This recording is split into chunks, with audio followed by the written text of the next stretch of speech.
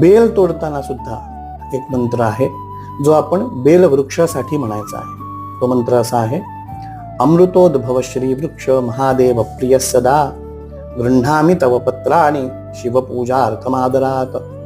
हे अमृतोद्भव, अमृतापासून जन्मलेल्या हे श्रीवृक्षा आणि हे महादेव प्रिय, तू महादेवाचा प्रिय आहेस.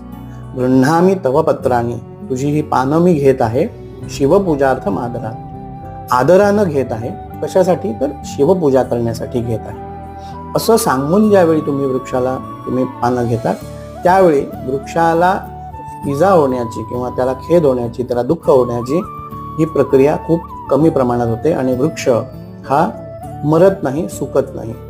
त्यामुळे हे मंत्र तुम्ही पाठ करा आणि तुम्ही तुमची जी पूजा करताना वृक्ष पत्र काढता त्यावेळी म्हणा.